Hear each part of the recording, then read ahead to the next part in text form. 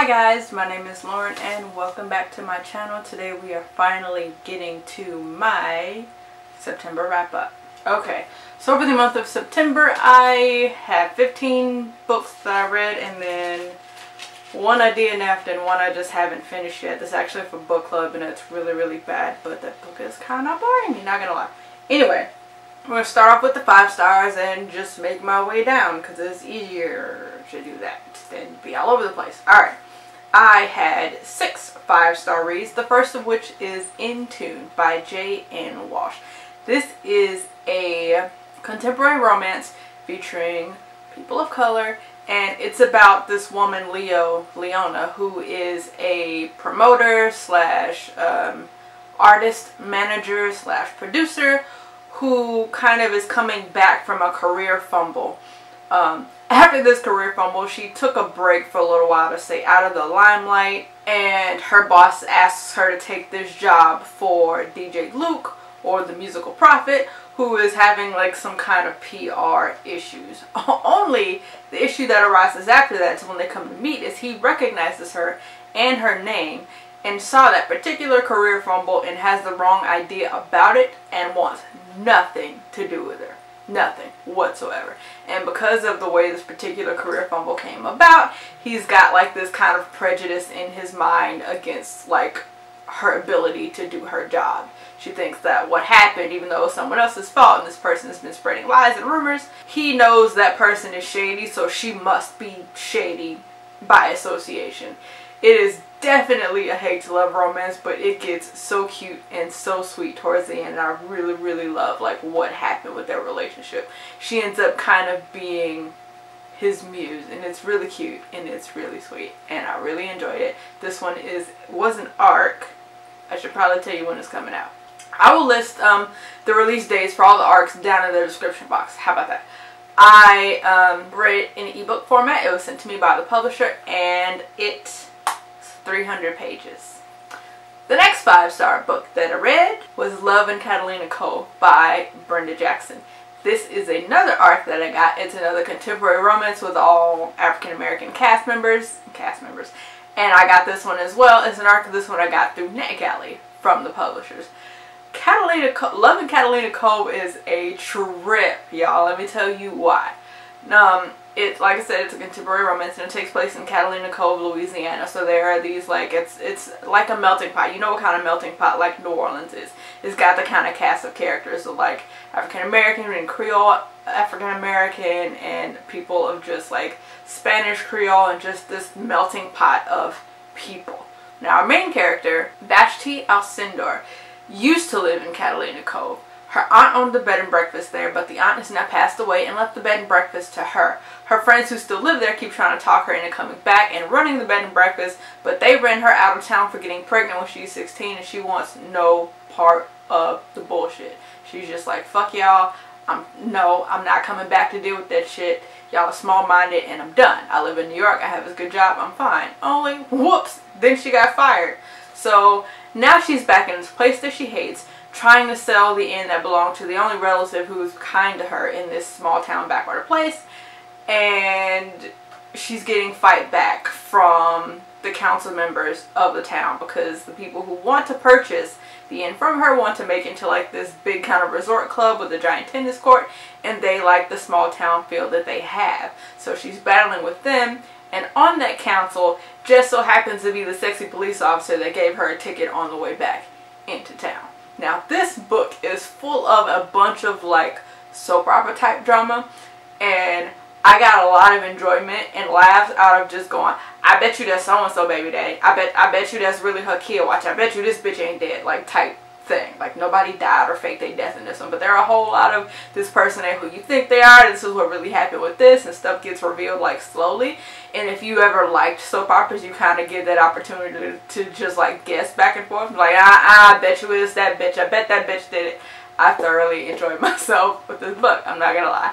I gave it 5 stars. But be warned, if you are not a fan of those kind of like far-reaching family drama type things where like the family is just off the chain and the story is a little hard to swallow in the kind of trippiness of the plot, the things that people are doing, like who's really secretly related to this person and how, and so got lost at birth and stolen and blah blah blah.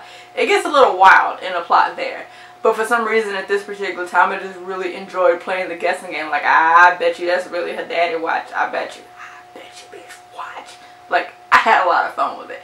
So it's another 5-star read for me. The next book, oh, that, like I said, also an art and an ebook, and it was 480 pages.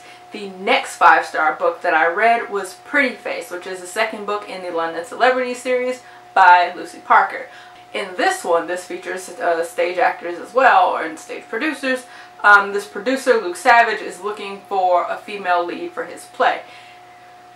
The most reliable person that he has being his ex-girlfriend. Recently, his ex-girlfriend of 8 years just recently left him for an Italian opera singer and married him after 2 months of dating, and she's currently on like a month-wide sailing trip on her honeymoon, so she can't do it. After that, he's really got very few options and a very specific demand for what he wants. So his team kind of starts reaching in places he doesn't usually look, and they bring him a headshot and a video clip of Lily Lamprey, who is on one of these like corny, over-the-top BBC historical dramas, like period dramas. And he already has made up his mind because A, she's younger, she's in her early 20s I believe, and B, she has the voice of a porn star. She sounds very like Marilyn Monroe, happy birthday Mr. President, and it drives him fucking crazy.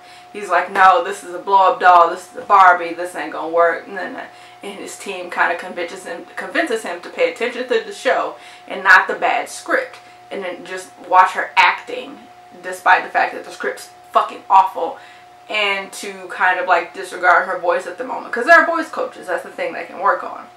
Now, he agrees to give her a chance, and the bad part on top of that is what's kind of like making him have a hard time keeping his professionalism is that she's also drop dead fucking gorgeous. So she gets cast from a show where everybody thinks like the acting is god awful. They're always putting her in all kind of odd sexual positions and just like kind of smutty. If you ever watched, not Rain, but what's the one about Henry VIII with Rhys Myers? Fuck, I can't think of it now. But she's very like promiscuous, and it's a really goofy setting. Like she's the wife of Viscount or Vicar or something, and she cheats on him with other people, or the Vicar cheats on his wife with her. I don't know, whatever. But it's really kind of ridiculous. There's like sex in the pulpit, in the church, and just all kind of other crazy stuff. The show is just off the chain. So everybody's like, the only reason she got this series role with this producer who does like, this is a Tony Award winning, you know, musical producer, she gotta be fucking him. She gotta be fucking him. That's just it. So they already have to combat this coming in, on top of the fact that it's looking like he did that so he could sleep with her and get over the breakup from his girlfriend of 8 years, leaving him and then getting married like a month later. So there's a bit of that, and it makes him a bigger dick, even though he's already a dick, and very exacting in the way that he produces. It just is a lot of tension even coming in. And then she had a friend on the inside, so she already knows he's been calling her blow-up dolls and Barbie dolls and airheads and all this other shit. And the longer he gets to, you know, talk to her and spend time with her, he knows like it really is just her voice. She's smart, but everybody has built up this image of her, so she deals with a lot of ignorant people on the daily, assuming she's an airhead and she's stupid and calling her names out in public and so on and so forth. So it's a hate to love, and then it goes to like enemies to friends to lovers kind of a thing. I really enjoyed it just as I did with her other story, and I really like Lucy Parker's writing. So another 5-star reading. It was an ebook and 222 pages. The next book that I read is a physical book, like the only one I have. Where did it go, George? And is A Promise of Fire by Amanda Boucher. This is the first book in the Kingmaker Chronicles, and I've been really wanting to read this book for quite a while. It's doing me no good to hold it up because my lighting. Yeah.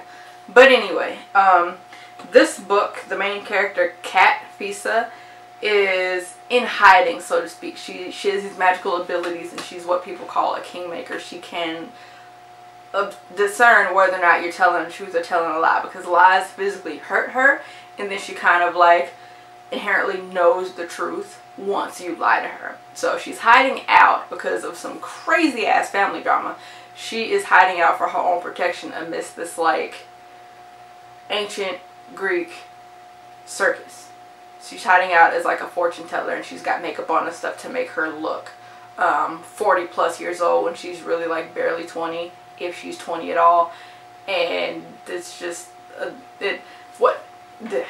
anyway, in this circus, Beta Senta comes upon her. He's the second in command in this new royal family this new royal family of humans, regular humans, who have booted the magical royal family out of the castle and taken over that entire kingdom. He's supposed to be really brutal, really mean, really efficient, especially for humans, to have overtaken the magical people. And he finds her. He was looking for her, keeping an eye out on her, and basically kidnaps her from this circus carnival thing. Now, some things about this book that really irked me before I go on with the plot was that it's written in first person present tense. Present tense is really weird. The only things that I read are written in present tense are smut, and it's not done well. I didn't really care for the present tense in this one, plus the vernacular was very, very, very, very modern for it to be set in ancient Greece. Like, very modern, and it just kept distracting me. It wasn't like reading like a Tessa Dare book where Tessa Dare's like the ideas are modern or so, where the heroine is modern in her mental space, like in her behavior, in her way of thinking, but you know, the speech is still, and the narrative is still period appropriate. This one was not. It was like reading a contemporary, and they're like, oh, BT dubs were in ancient Greece. No, you're not though. And it just kind of like interwove the guys on top of that. Like Cerberus was hanging out at the circus carnival. Cerberus was hanging out at the carnival because Hades is sleeping with one of the carnies. Like, it's fucking weird. But some kind of way, it still drew me in. Another thing that irked my nerves is what they call the non-magical people. They call them the hoi polloi, which is, you know, the term for like normal regular people. And yes, hoi polloi is a Greek term, so it applies. But just the use of it as a formal title for non-magical people, like you would say muggles and their title is hoi polloi, that shit irritated me, and I don't know why. It drove me nuts. Maybe because it was a little corny. I'm like, you couldn't have made up something else. They just called them like the hoi polloi, like the humdrums. You might as well call them the humdrums. Like, it just drove me kind of crazy. But despite that, there's something about this book that managed to just draw me in. Now, it is a fantasy romance, so romance plays heavily into it. But Beta Senta, whose real name is Griffin, the Beta of the Senta family, that's his title, is kind of heavy-handed at first. Not like abusive heavy-handed, but he's just like really blatant and like, these are my feelings, like, why don't you just be with me? And it was kind of out of nowhere, just from watching her from afar. And he just more kind of browbeat her a little bit in the beginning, but it is hate to love, and by the end of it, I was kind of invested in their relationship. But I don't know why, for some reason, I enjoyed it so much that I gave it 5 stars, and I looked back later and I was like, yeah, this got a laundry list of problems, bro. Starting with the point of view and the language just drove me fucking crazy. But it was just one of the ones that I enjoyed so much that it was still a 5-star read for me. But I binged the rest of the books, and it like got repetitive enough to where I was just like, I can't continue on with this shit, dog. I can't. This is 441 pages. It's a bit of a chunkos. Also by Amanda Bouchet, I got an arc for her new series, the Endeavor series. This is the first book in the Endeavor series. This is called Nightchaser. This one is more of a sci-fi urban fantasy. It's set in the future as opposed to past historical fantasy romance. This is urban fantasy kind of sci-fi romance. And this one I like so much better. Now, she still kind of has a little bit of weirdness with the POV going on. So it's in, I believe, first person for her point of view. And then when it gets to the hero's point of view, it's in third person. That shit drives me crazy. If you're going to do one in first person, do them all in first person. Doing one in first person and then switching to third person seems a little lazy to me. Like, I can't figure out how to get in his head, so we'll just switch to third when we do his. And it was a little jarring to switch back and forth from first to third and first to third. It just, ugh. But despite that, this is, I think, one of my, it's definitely my favorite read of hers, and one of my favorite new urban fantasy reads. Like, haven't been reading from this author like Patricia Briggs or Ilona Andrews for a while. It's like one of my favorite newly discovered, shall I say, urban fantasies, and I am so here for it. So, And this one, I ain't even write down their names, Jesus. So this one kind of follows along how Promise of Fire did in the beginning. There's some family drama and a person who's on the run from their family because reasons. She's also kind of got this innate ability that she doesn't need anybody to know about because it puts her life in danger. So that being Captain Tess, this is not the book, Captain Tess Bailey.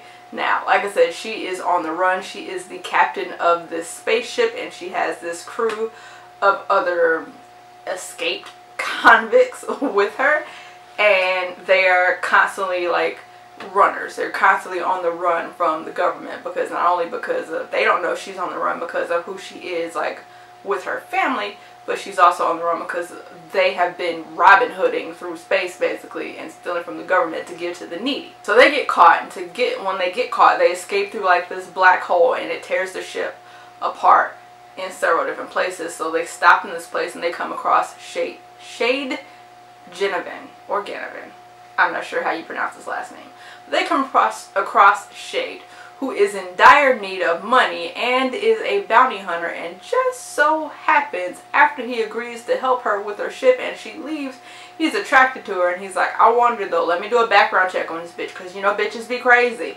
And he looked her up just as an alert for a fuck ton of money came through from the government. He's like, oh fuck, but I like her. Do I turn her in? Do I try to date her? Do I try to date her and turn her in? So it's a lot of that going on, but it's really enjoyable. He ended up being like, despite having these kind of dickish tendencies, that he tried to be like, no, I'm an asshole. I can't do this. I must turn her in. I need the money. It would help me out. It would basically, he needs it for also reasons, something that he did a while back that he needs to correct. He needed a fuck ton of money for it because he'd gotten a shit ton of trouble. This would solve all of his problems, get him back on the up and up, earn back the things that he's lost, but he really likes this girl, so like what the hell? But he ends up like kind of trying to talk himself into being an asshole. He just can't fucking do it. But then of course later it blows up in his face in the wrong kind of way, so she thinks that he was gonna turn her in, even though he's trying to keep other people from finding out that he knows about the bounty, so he won't turn her in and nobody else will turn her in. It just gets like all kind of crazy in there, but it is really, really good. Such a fucking cinema roll, and it's so goddamn cute. I love it. I like it way better than Promise of Fire. Like way better. This one, like I said, is an ARC, and I read it in ebook format, and it was 416 pages, and I cannot wait to buy it when it comes out. Last of my 5-star reads, there is Beauty and the Blacksmith by Tessa Dare. This is a novella in the Spindle Cove universe. It is Spindle Cove book like 3.5. Now, don't ask me what it pops up in the middle of because I read all of her books out of order.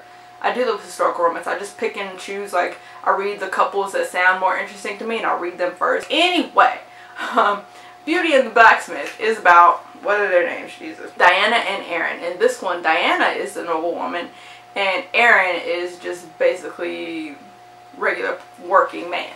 He is the blacksmith for Spindle Cove, and he's been treating almost every woman there like his sister because the majority of them that grew up there, it's a small town, he's known them since they were younger.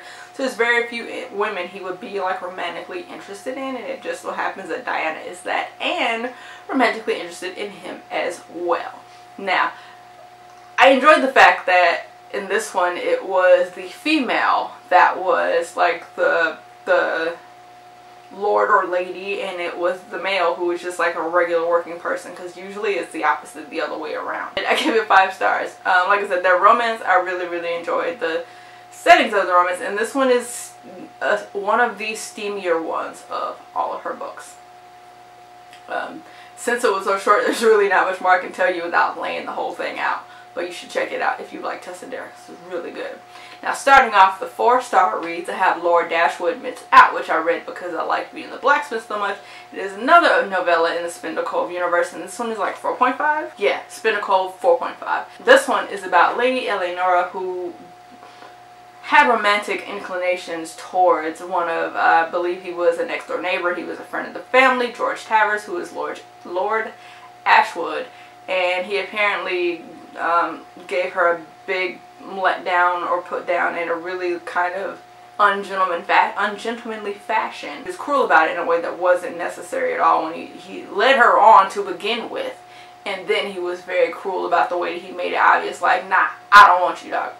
So in her kind of like upset, she wrote a little pamphlet for ladies, or she wrote initially a letter and then it ended up being published as a pamphlet. It's called Lord Dashwood Missed Out. Everybody knows it's about Lord Ashwood, but she hasn't seen him again, so she don't give a shit at this point in time. She has gotten kind of acclaim for it, and she is now a spinster who goes around giving lectures to other ladies about how it's okay and you don't need a man to determine your worth. Like, it's their missing out, not you.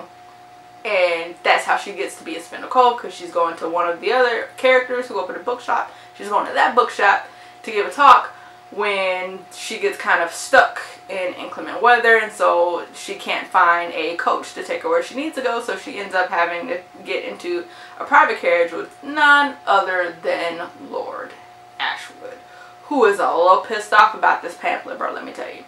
Now, what killed me about this book? This one is more like 3.5 for me, but I'll round it up because it was tested there, but it was closer to a 3-star read, I'm not gonna lie. So this one, what was weird about it is that, first of all, there's a lot of POV switching, which really doesn't happen in historical romance like ever. Usually it's in like third person and it follows like the two main characters, that's it, but it's the hero and the heroine and it's integral for the plot.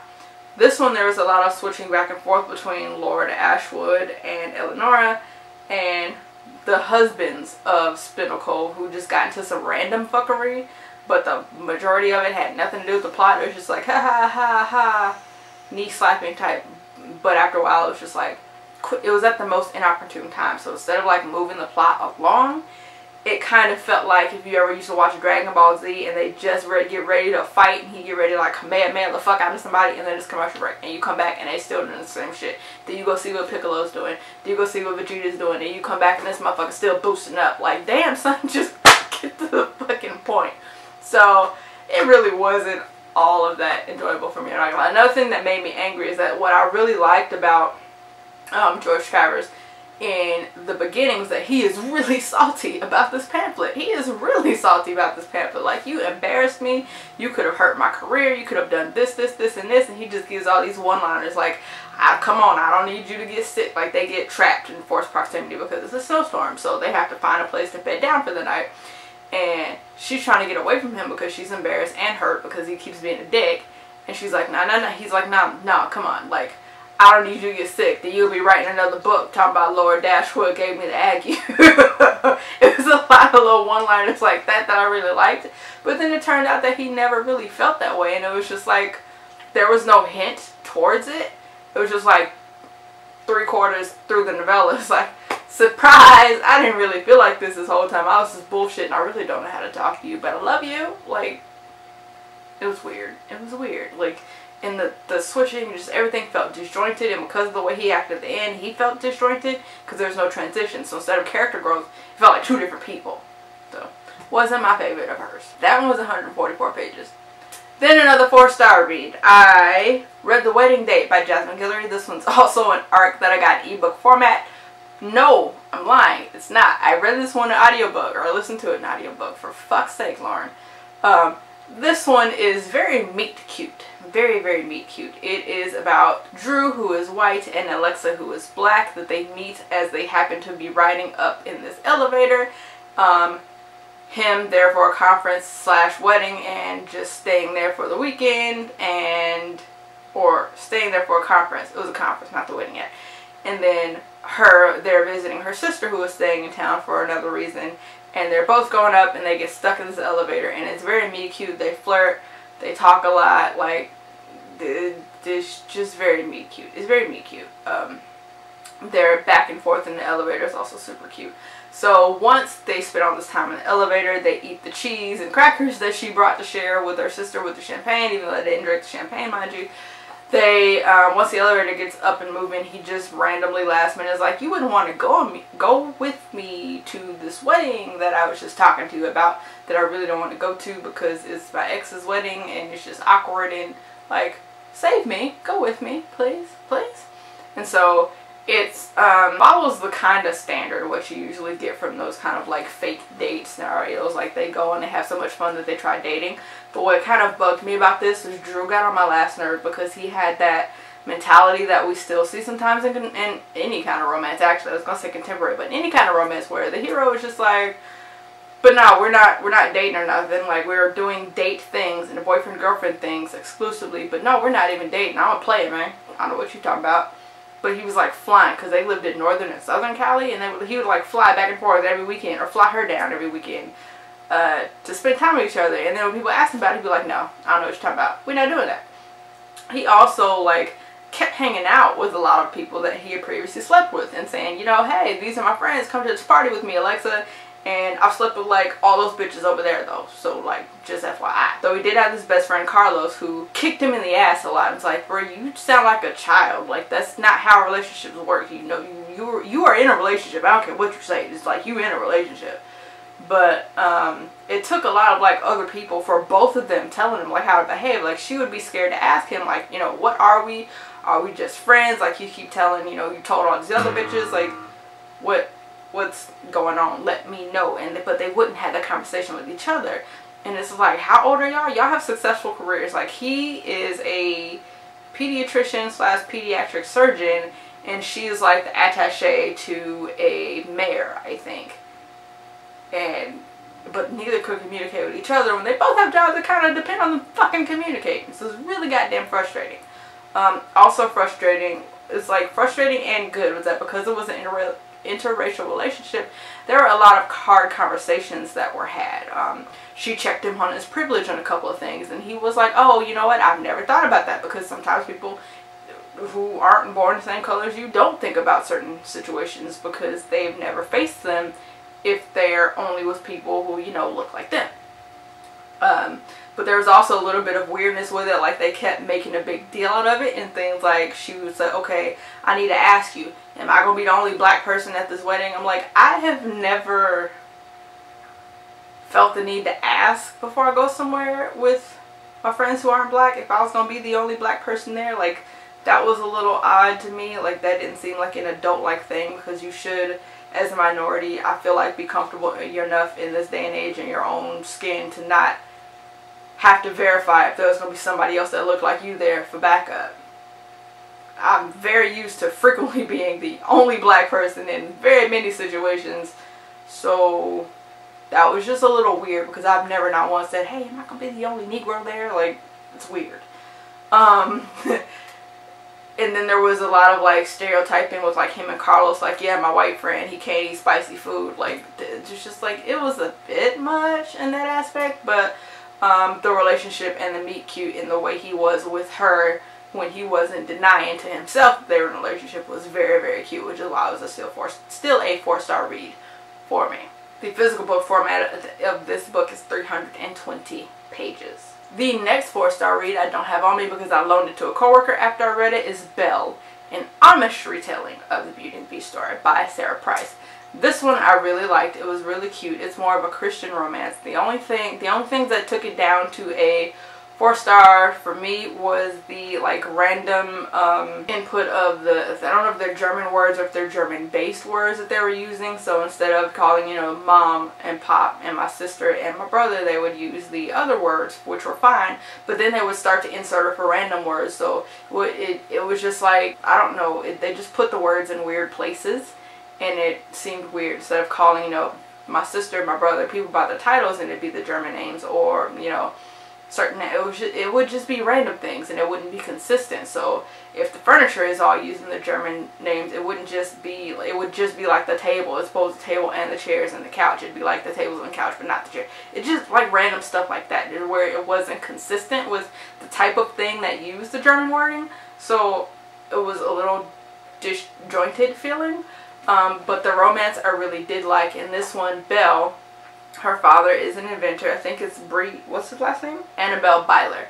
So in this one, her father is an inventor, but he makes some mistakes and ends up costing them their farm, which is purchased by Adam Hirschberger, who is the town hermit, so to speak.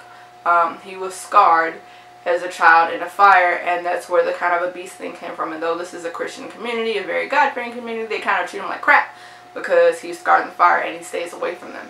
Now, I I really enjoyed this story. The only things, like I said, it took it down 4 or 5. There were some things about Adam's personality that drove me crazy, and it was only towards the end where he had like temper tantrums about certain things. So she would, like, for instance, he had this dog around the house, and she asked him, you know, is the dog's name, you know, does the dog have a name? She's like, no, he's dog. And she's like, that's not a dog name.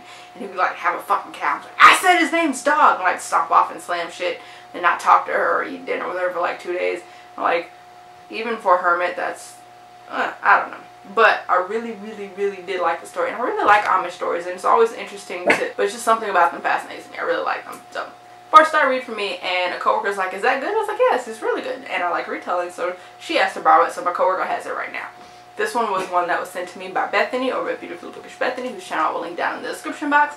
And it's 320 pages. Now, the last of my 4-star reads, bringing me up to 4 4-star reads total, is Breath of Fire by Amanda Boucher. This is the second book in the Kingmaker Chronicles. Now, this one got to be a bit much with the questing.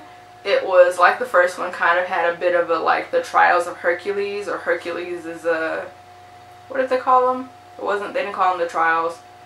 The Gospels, no, the whatever. I'll think of it in a second. But it was a bit like that, where it was like trial after trial, trial, trial, and there was no break in between. They would just pop up in this place and have to defeat something, or pop up in this place and have to defeat something, and it got to be like checking off a list.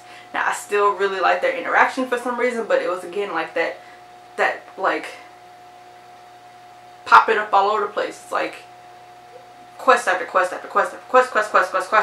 It like got to be a bit much, but it was still like, this is another one. Something about the story still drew me in, even though like that drove me crazy, and the first person present tense thing drove me crazy, and the modern day vernacular drove me crazy. So I don't know, I really can't tell you much about that without spoiling the first book if you haven't read the first book, so I will leave that there. That was an ebook that I read, and it was 352 pages. Now, I don't have any 3-star reads, so we'll jump down to the 2-star reads. Dun dun dun.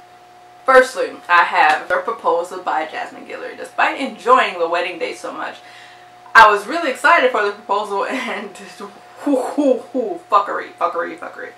It did not even seem like it was written by the same author, I'm not gonna lie. I don't know what happened. Like, the only thing, like, if it wasn't for the, oh, there's another thing that drove me crazy in The Wedding Date was the fade to black sex scenes, and they would be put in weird places, so it'd just be, they'd be talking and kissing and getting ready to undress, and then next thing you know, it just switched right over to them like eating ramen or watching TV or something. It was like very disjointed the way, disconnected the way the fade to black was. So if it wasn't for that, and the like bringing up, making sure to bring up the racial differences between the different races again, I would not have even known this was her writing. Because it seemed like everything that was cute and I liked about the narrative in this one, it was just corny. It was corny, and it was cliche heavy, and it was just like, what is this? In this one's about Carlos from the first book, the voice of reason from The Wedding Date, the best friend who kept kicking Drew in the ass when he needed one. This is his story. He met this girl, Nick, who Nick was getting proposed to at a baseball game on the Jumbotron by her boyfriend of only 5 months, who didn't even spell her name right on the Jumbotron. She turns him down. She don't even like the man. I don't know why they dating as bad as she was talking about him in her head, like in her narrative. The crowd is kind of like asshole-ish to her after the fact, and Carlos is there with his sister, and he kind of rescues her. But that is the last cute thing about the story. Like I said, it's just corny. Like the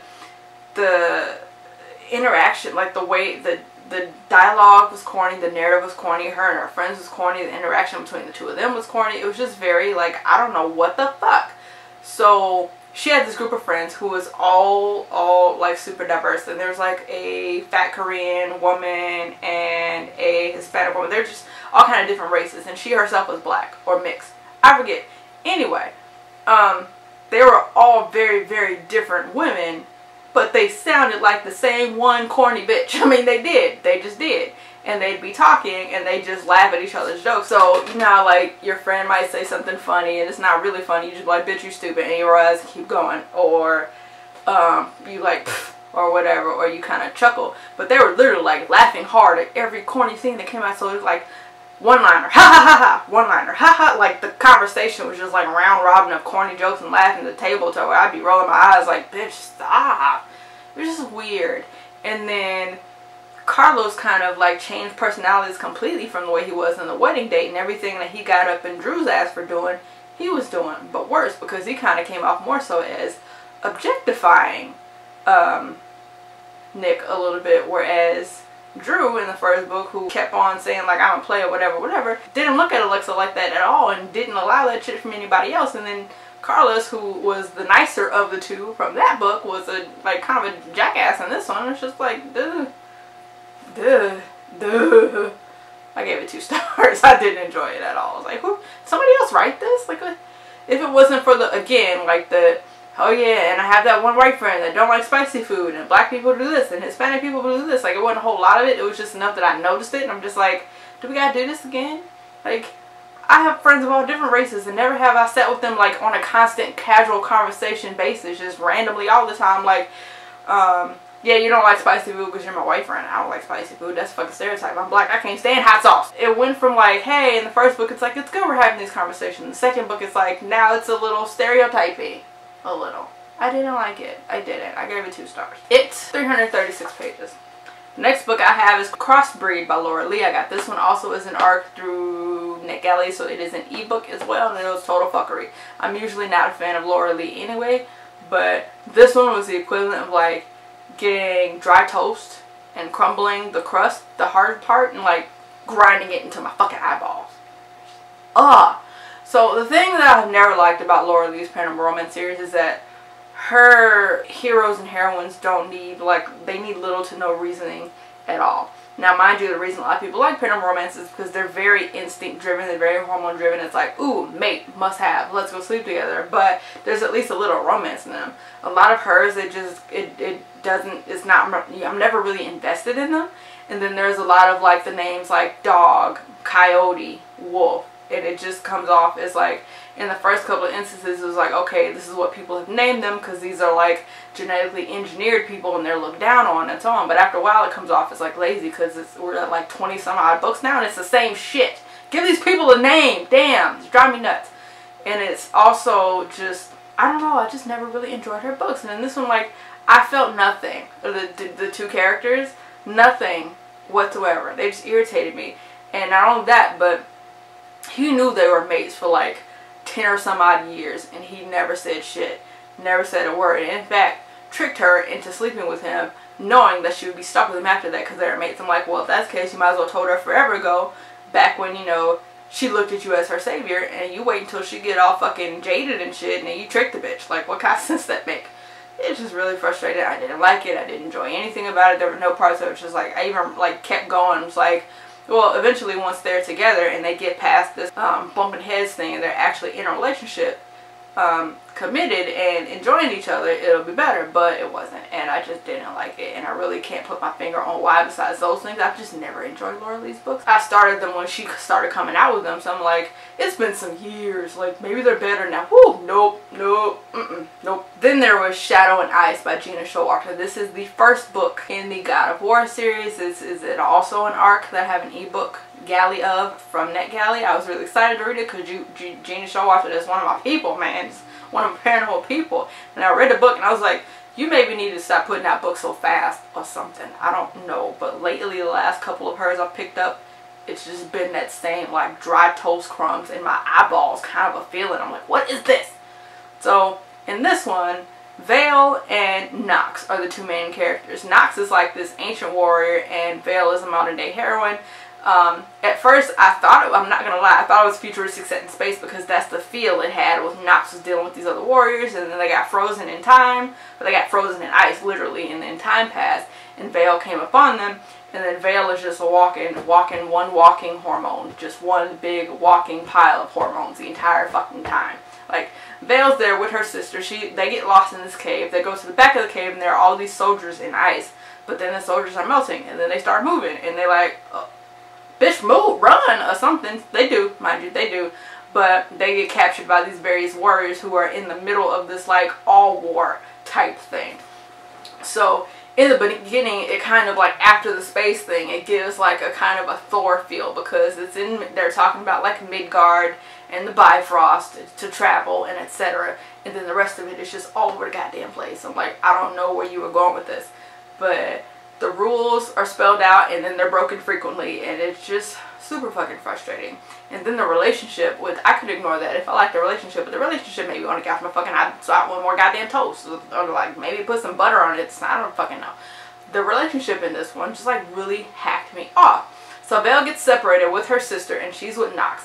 Now Belle's sister is going through withdrawals because she had some chronic pain and she was taking opiates for, and now she's going through withdrawals, so she's taking the opiates periodically to deal with the withdrawals to keep them from coming on. So her sister is sick and she's telling him like, hey, I gotta get back to my sister because she's sick and I have her medication and I don't know if this guy, like, I need to get to her. He's like, it's fine, the warrior that took her, he doesn't harm women, whatever. She's like, you don't understand, she's sick, I have her medication. He's like, anyway, we ain't got time for that shit. And for like the first, like, a big chunk of the book, he doesn't even give a fuck about taking her back. He doesn't care. Like, he makes her believe he's gonna take her back later if she helps him with something, and then he's just like, nah, I'm not gonna do it. And then when she finds out that he lied and he's not going to take her to her sister, she still is just like on fire for him constantly. And I'm like, you're a fucking idiot, because if somebody's in danger of my sister's life and her well-being, like even just her comfort to that level, I don't want to sleep with you no more. I'm not attracted to you at any level. You are essentially, even though it's not directly, you are causing my sister pain. So why would I? And it continued on that vein. Like there was just nothing believable about their relationship. Nothing whatsoever. So it's again a 2-star read for me. Then lastly, I have my 1-star read, which is Kiss the Girl by Tara Civic. This is modern day Little Mermaid retelling, and it was complete fuckery from start to finish. The premise was good. I like the premise. The premise was that, you know, Ariel is this antiques dealer or something there. She used to be. She got divorced, and then it's divorced. Like her husband kind of stole her confidence and stole her voice, so to speak, which is where a little bit of like the Little Mermaid tropes start to come in. She's drowning in debt and all these other little things that I really enjoyed in the summary. And then you open the book and it's like, the fuck is that? What is that? She just like straight off from the first page is completely over the top ridiculous. Like if Ed, Edd and Eddy was not a kid show but an adult show, live action, and the characters are acting the same, and you feel like that's a bit much. Like it's like if Dwight from The Office was in real life. Like it's a lot.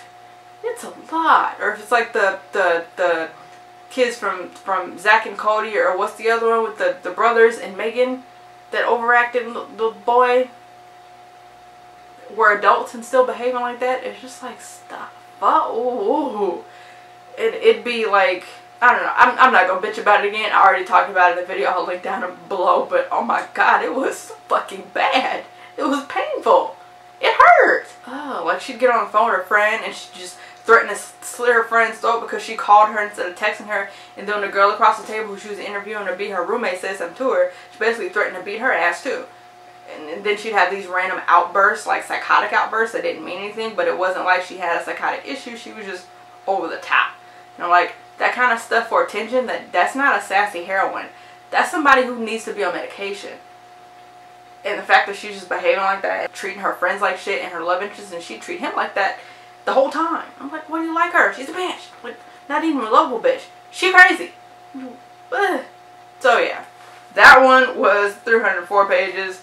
And then there, I DNF'd the 3rd book, Heart on Fire, in the Kingmaker Chronicles by Amanda Boucher, because again, we started up with this questing shit, one right behind the other with no transitions, no downtime, no nothing. It was like a list of quests, check off, like the Trials of Hercules again. And then the labors of Hercules, that's what the fuck it is. And then there was this part in the beginning I was really wet because they got betrayed by a family member, and then the kind of secrets from the first 2 books start coming to light, and I was like, oh bitch, I knew it. It's about time you found it out. But then it was again with the quest, right back to back to back. And then that with the weird first person point of view, present tense, and then the modern, I was just like, that's fucking enough. I could deal with it in the first 2 books. I can't fucking do it no more. I can't. And I DNF'd the book. And then I also did not finish yet Rosemary Rue by Shannon McGuire, which is the September book of the month for book club. I will finish it. And then also look down in the description box for the date for the book club live show for September. It will still be in the middle of this month, and I will also put the dates for the October one in this video. So check the description box, you find out. They'll be about a week or 2 apart, the live show for the September book and the October books. Whew. So total, that was 15 books read, not counting the DNF ones. That was 1 audiobook, 2 physical books, 12 ebooks. 6 of them were arts, 2 came from the libraries, and then there was 1 DNF. And it was a total of 4,853 pages, which is not very much this month. I've been sucking with my reading lately and reading a lot of novellas, which looks good until you count the pages and you're like, ooh. But anyway, that's it for my wrap-up, guys. If you like this wrap-up, let me know, first of all, before I even get to that, let me know if you read any of these books. Let me know what you felt about them down in the description box. If you like this video, give it a thumbs up. And don't forget to subscribe if you have not subscribed. And I will catch you lovelies later. Bye-bye.